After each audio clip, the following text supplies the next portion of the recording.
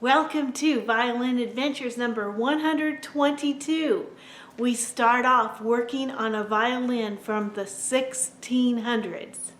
Okay, let's open up this package.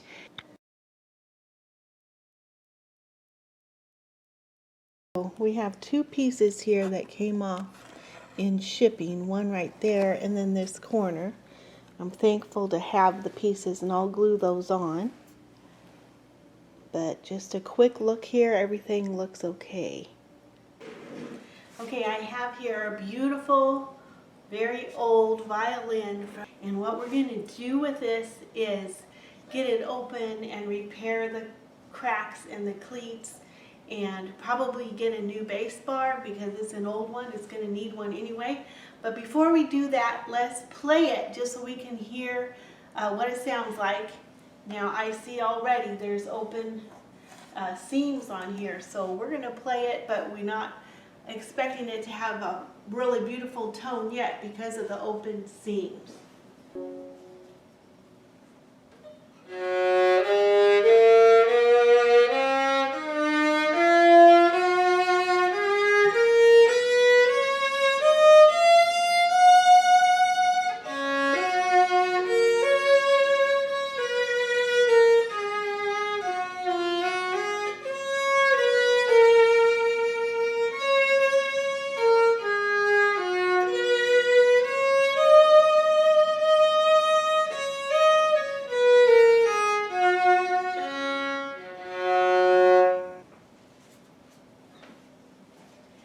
Okay, it's got a nice tone. It is a bit muted because of all the problems it has right now. So let's get into it and see what we can do. Do everything we can to enhance the sound of this beautiful old violin.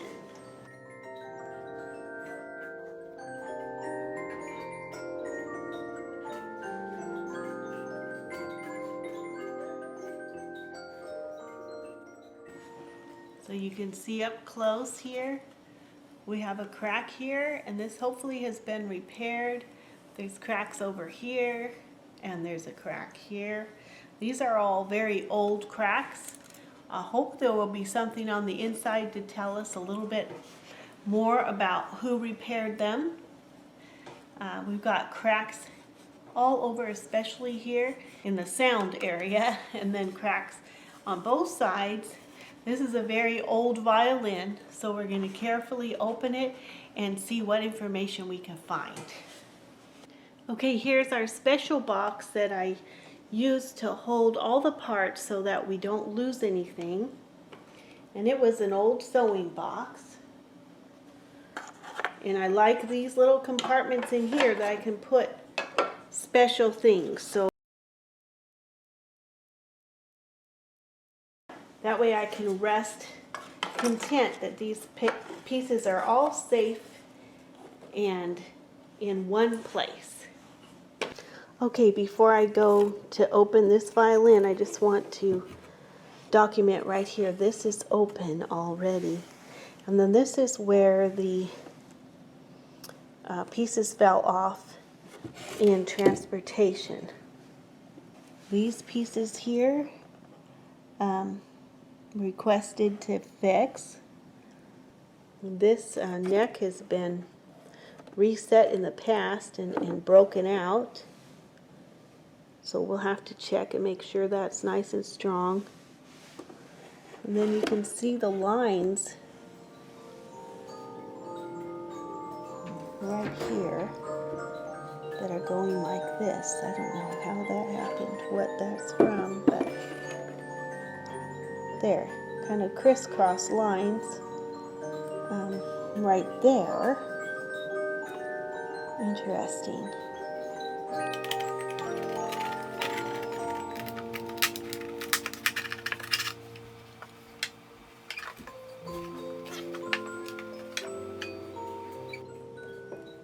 This section where the piece came off in shipping, it is just in a crumbling state.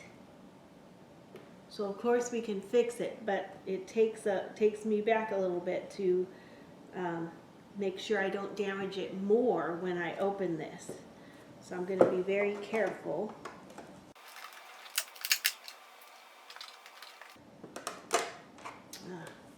So this has broken along the purfling line. Instead of cutting it through where the seam is, it has broken through the purfling line.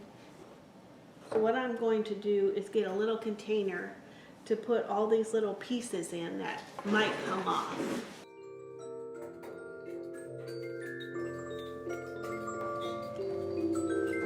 I'm really glad you sent this violin because it needs a lot of tender, loving care.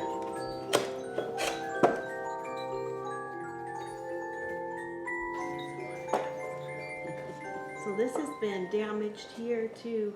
It looks like this violin got smashed, and depending on where it was, it could have either just been sat on, or something could have been dropped on it, because the edges are smashed in and repaired.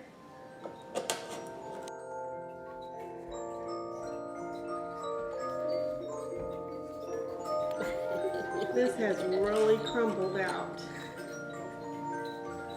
Top is very crumbly. Oh, what do I see? I see worm damage. Worm damage down here in the lower block.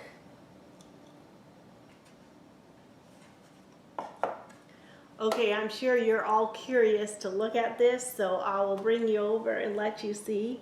Okay, here is the inside of this violin. I can see right off that this is too thick. Over here is the lower block, and I see worm damage already. And this block is very, very tiny, so definitely we'll be replacing that. There was a lot of white substance around the edge, and I see there's a lot of yellow substance around the edge here. And this is from, instead of fixing it correctly, they just use filler. So we need to clean this all off. And here's the cracks over here. So that is the back. Now let's look at the top.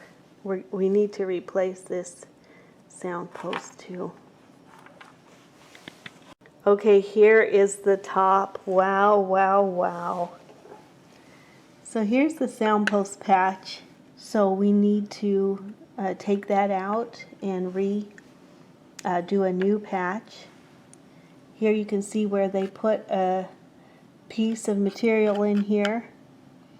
We might leave that, but we definitely need to change out these cleats to make it correct. We need to get rid of this base bar.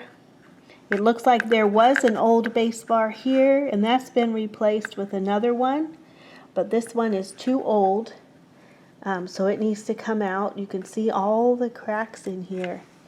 And then up here is a big patch which is not good. It needs to come out. And you can see how this is all rotted out and rough. And that's probably why they put that in there, so that the cracks would not continue downward on the plate. And looking up close, you can see in here, this has been all filled with a filler rather than with wood. Look at that. That actually is terrible. On a musical instrument, we never use filler. We just use wood. So this was a very bad thing to do. Looking up real close at these cracks that have been repaired, you can see how the cracks are open. So those need to be closed up. Here again, that's open. Right here is a little hole, and I'm suspecting that we may have worm damage. I don't know. We'll find out when we get into this. Here again, you can see all this wood filler, and here's an open crack. So we need to remove the wood filler. And what actually needs to be done is we need to put an edging around here of fresh wood. It's too thin to have any strength, so we are going to have to support all the edges all the way around. First thing is go around and get rid of all of this wood putty, which is a terrible thing to put on a violin, and then support all the edging with new spruce. So let's get going. Okay, we're in the wood room, and I remember I've come across a very old piece of spruce that was too thin to make a good top, good arching on the top, and so I just put it aside, and now I think we can use it if I can find it. Here's a very old piece of wood that I had planed years ago, and it was just not tall enough to make a really nicely arched top. And so I'm going to use this wood. It's got beautiful grain.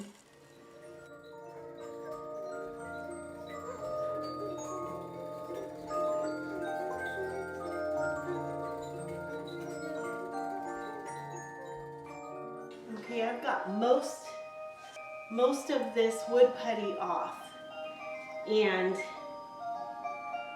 now I'm going to go around with glue and make sure if there's any cracks along the edge that those are closed off first before we install the edging, okay? So there were some cracks here that are open, and I'm going to close those.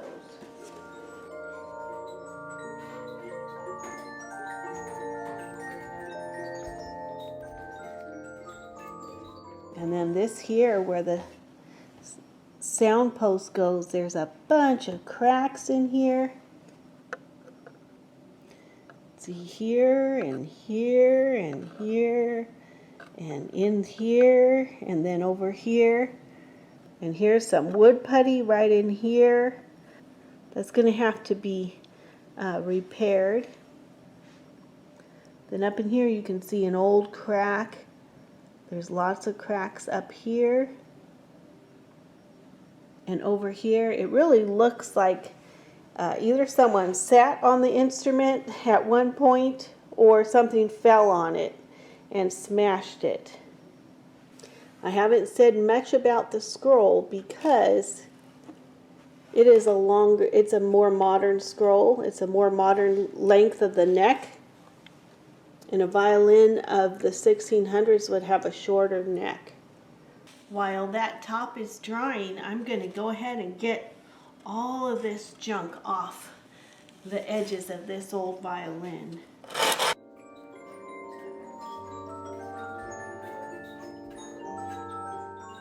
Okay, this is the lower block, and yes, there was worm damage. You can tell by the dust and also by the little tunnels that they make. And I had seen little tunnels on the top that had been patched. And then when I take it off, here's all the dust. So there is worm damage, and this block is not that old. So shame on whoever put this in there. It was a worm-ridden block. And I would say it was repaired in the 1900s at least. Anyway, so be careful. Don't take your instrument to someone who's not trained. Well, we got this worm-ridden block out, and the old glue from the original block still wasn't cleaned up. So we've got to clean this up. This is the early glue from the original block. Okay, we want to find out a little bit about this old violin that we're working on. And the label inside says Giovanni Reilich. And I don't know if I'm saying that right, but that's what the label has on there. And we're not for sure that it is a real one, but I'll read you a little bit about him. Okay, he worked in Italy at Padua from 1665 until 1680. And I believe the violin is that old. His shop sign was the Saint. And he was teacher to Matthias Klotz. His lutes were rather happily conceived in design. The workmanship was not quite masterly. Violins were far less satisfactory. The body length was 14 3/8 inches. Now, it's very true The workmanship isn't that great, but the body length is not 14 3/8 inches, so there's one deviation. The width not strictly proportionate with the unusual length. Ribs rather shallow, typical of the Brescian school. Not graceful modeling, that's true. The arching rising suddenly from the edges and then proceeding almost flat to center, that's true. Large scroll. Now concerning the scroll, this is not the original scroll on this violin. It was added later, so we don't have the original scroll. Deeply incised and throat cut rather too low. The whole thing verging near ugliness. Well, we don't have the scroll, so we can't apply that. Sound holes quite unattractive and almost primitive. The upper curves inclined to lean outwards instead of inward. These are a bit primitive, but they're not leaning outward. So that's another thing that's just a little bit different. Often coarse wood for the top, some showing a wretchedly broad curving vein. Also poor material for backs and of scarcely any flame. Well, that is true. There's hardly any flame on the back. Some having marks like rings made in water. Yellow-brown varnish, inferior in texture and dull in appearance. Those things are true. Viola-like deep tone, but thick and unresponsive for rapid passages. It is quite possible that many are really nondescript and have been ticketed by certain traffickers with imitations of Relics lute labels. So this is where it could be that it was not a very well made violin, and so they threw that label in there just to get a little more money for it. I'm not certain because I'm not an expert on these, but that's just interesting because I believe it was from the 1600s. So there's just a background basically on the label that's in the violin. It may not necessarily be the correct label. Okay, I have a plan. I measured the thickness of this top around the edge, and it is only 2 millimeters. That is how thin this edge is. And that is why the edging is coming off, because it has breached the purfling channel. The purfling channel is where you cut into the wood and inlay your purfling. And so it's come to the purfling level. And I see that's why he just filled this with putty. Maybe he didn't know what to do. So anyway, what I'm going to do is glue on with hide glue a supporting edge to build that back up to at least 5 millimeters. So that's what we're doing here, and I'll just be quiet and let you watch.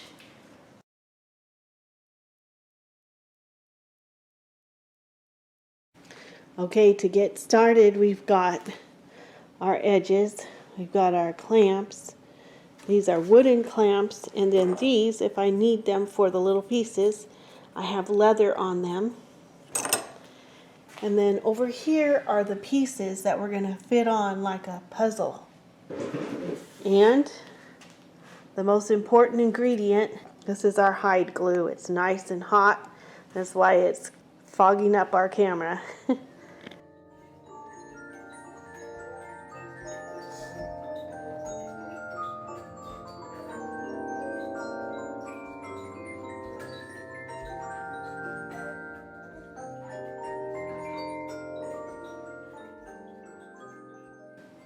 Okay, this week we spent most of our time very carefully putting the edges on all the way around here where they just crumbled off. And the reason being that the top was so thin that it breached the purfling channel, and so they couldn't hold on. There was nothing to hold the edges on.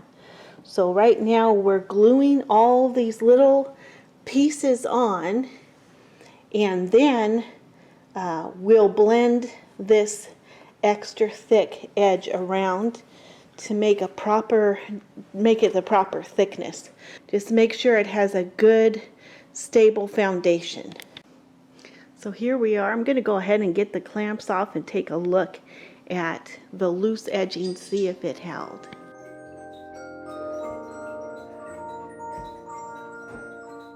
Okay, everything seems real nice and firm.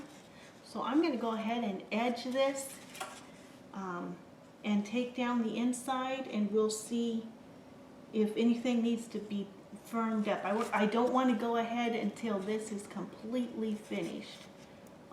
Next, we work a little bit on the new violin. Okay, here we are at the new violin, and what needs to be done next is we need to get a beautiful label inside our back. Also fit 2 little wooden pegs to hold the top right in place where I want it. I think that's what we'll do this week. Yeah, if you see my bandage on my thumb, I was working last night and I was too tired, and yeah, I sliced it with a little knife, so it's okay. And the reason why I have blue bandages, these were the only ones I could find a couple years back that are cloth, but this is the last one, so after this there won't be this color bandage. I'm getting a normal color, so anyway, this is the last blue bandage you'll see probably for a while.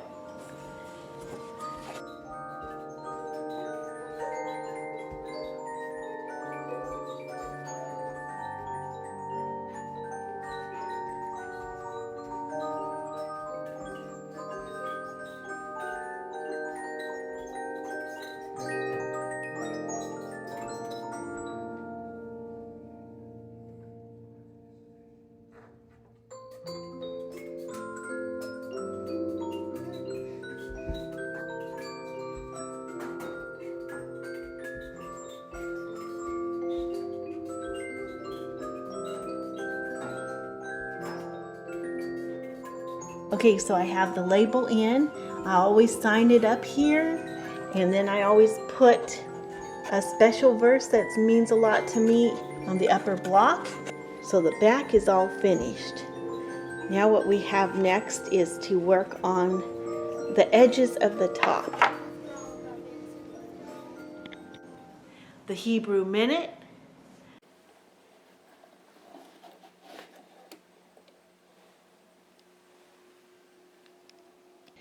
Higid laka Adam, ma tov v'ma Hashem doresh mimcha, ki im asot mishpat v'ahavat chesed, v'hatnea lechet im Elohecha. He has shown to you, O man, what is good. And what does Hashem require or seek from you?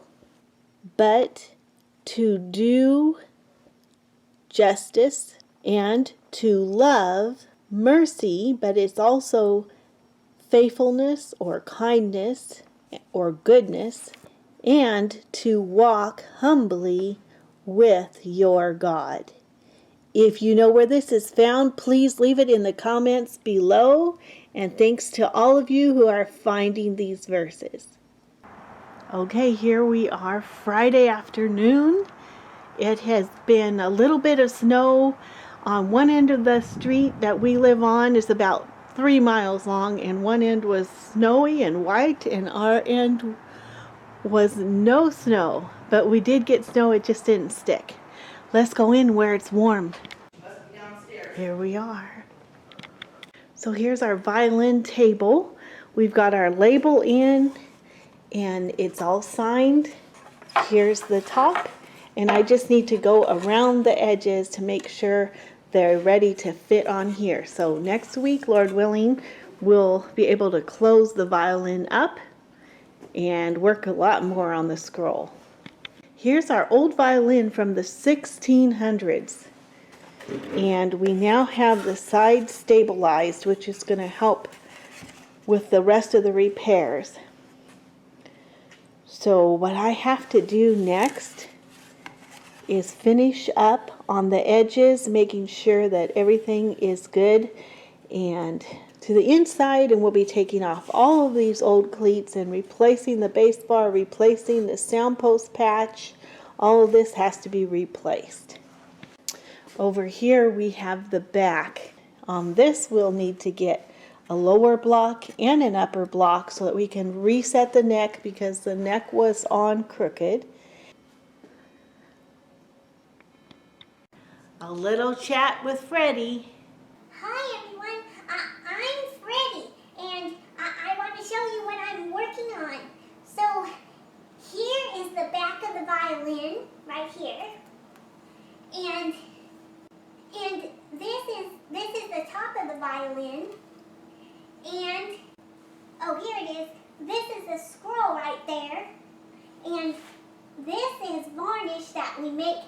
It's like the sealer coat. We just put that on in the violin, and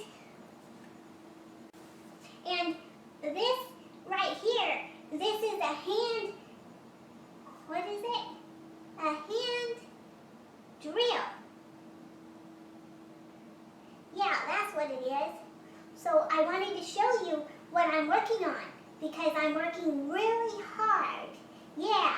Okay, see you later. Bye. Thank you so much for watching and for commenting in the comment section and for your thumbs up. I really appreciate it. And until next time, God bless you. Bye.